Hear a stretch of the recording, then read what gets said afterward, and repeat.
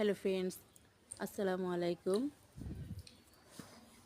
Hello friends, welcome back to my Nasrin lifestyle, Nasrin village লাইফস্টাইলে আপনাদের স্বাগতম। আজকে আমি তোমাদের সাথে একটা খাওয়ার ভিডিও শেয়ার করব। সেটা হলো আমি গরু মাংস দিয়ে কীভাবে খাবার খাই, সেই ভিডিওটাই তোমাদের সাথে শেয়ার করব। তো আমি প্রথমে এখানে ভাত নিয়ে নিয়েছি, ভাত নেওয়ার পরে তারপরে একটু গরু মাংস নিয়েছি, তারপরে একটা গরুর হাড় নিয়েছি, তারপরে আরেকটু ঝোল সুন্দর করে এটাকে নিয়েছি। আমি গরু মাংসটা অনেক সুন্দর করে জাল করে, মানে একবারে ঝোলটাকে শুকিয়ে যখন তেলটা বেরিয়েছে তখন এটা আমি খাওয়ার জন্য পরিবেশন করলাম। তো এখন এটার সাথে আমি একটা ডিম সিদ্ধ করে এটার সাথে জাল করে নিয়েছি। এইভাবে খেলে অনেক মজা লাগে। তারপর একটু পেঁয়াজ দিলাম। এখন এটাকে আমি সুন্দর করে খাবো। এখন এটাকে আমি সুন্দর করে এখন মেখে নিচ্ছি। কি সুন্দর দেখাচ্ছে।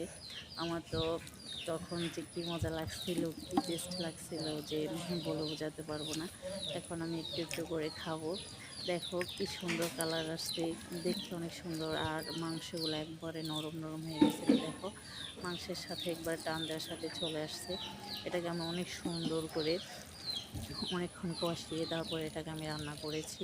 রান্না করার পরে দেখো একদম মাংসগুলো সিদ্ধ হয়ে গেছে, কিন্তু আমাদের গরুটা অনেক বড় ছিল, সেই জন্য মাংসগুলো কিন্তু সিদ্ধ হয় না সহজে। অনেকক্ষণ জাল করতে হয়, কষাইতে হয়, তারপরে সিদ্ধ হয়। তো এভাবে আমি সাথে একটা ডিম নিয়েছি, তো ডিমটাকে আমি এটার সাথে খাবো। তো আমার গরু মাংস অনেক ফেভারিট। গরু মাংসের ঝোল হলে আমি খেলে ভাত খেতে পারি, বা আমার গরু মাংস অনেক ভালো লাগে খেতে। তো এটা দেখতে, যেমন খাবারটা দেখতে যতটা সুন্দর, খেতে অনেকটাই ডেলিশিয়াস ছিল।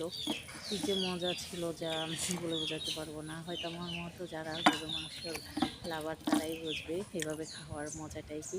বাট আমার যদি এরকম গরু মাংসের তরকারি আর কিছু লাগে না, বা সাথে